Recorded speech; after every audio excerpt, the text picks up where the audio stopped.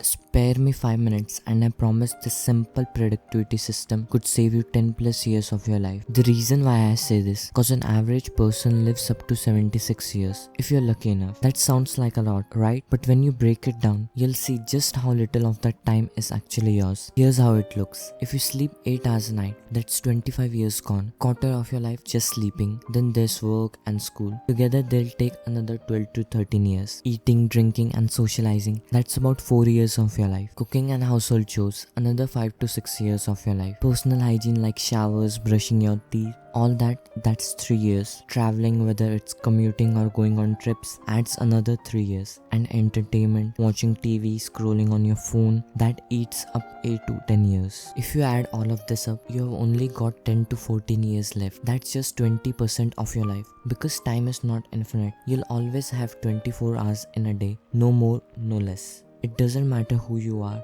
where you're from, or how much money you have. Your time is finite, so how do you make the most out of it? And how do you become productive? Before telling you about how to become productive, you need to understand this. Imagine you're a balloon. When you wake up in the morning, you're fully inflated, at your peak. Your energy, your motivation, your time, everything is there. But with every hour, minute and second that passes by, that balloon slowly deflates. Every decision, every task, every moment shrinks the balloon a little more. And by end of the day, the balloon is completely deflated. Your energy spent, your productivity gone. But here's the thing, it's not about trying to stretch your balloon to last longer. It's about using that peak inflation period, the early hours of that time, on the things that matter most.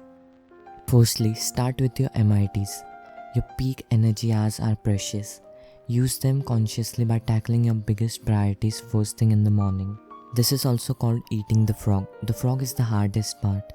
Most important task on your to-do list, the one you are most likely to procrastinate on, but also the one that will make the biggest impact on your goals. Whether it's related to your career, studies, fitness or relationships. This is the task that truly does something meaningful. We all procrastinate, and this is the one thing that keeps us away from becoming productive.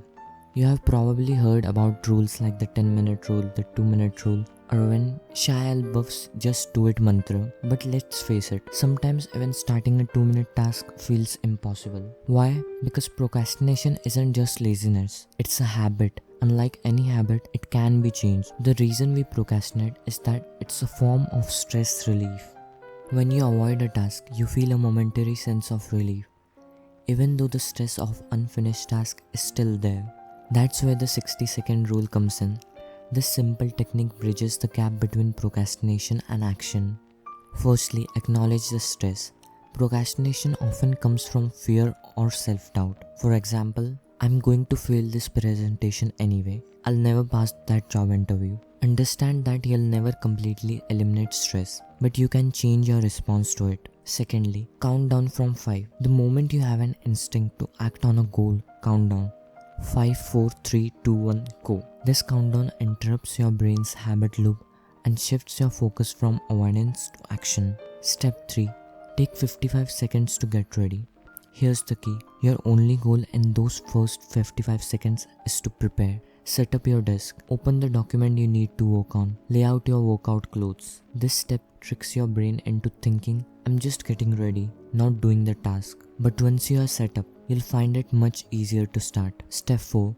Do the task for just 2 minutes. Tell yourself, I'll only do this just for 2 minutes. Research shows that once you begin, 80% of people keep going. But why this works? The 60-second rule works because it lowers the barrier to entry. You're not forcing yourself to finish the task. You're just committing to starting. And starting is the hardest part. This is how you can become productive and save 10 plus years of your life. But there's something I didn't tell you earlier. If you're feeling stuck, like you have hit rock bottom and are really struggling in life, you need more than just tips. That's where the real change begins. Click on this video to make the greatest comeback of your life with the practical steps that worked for me. I'll see you there.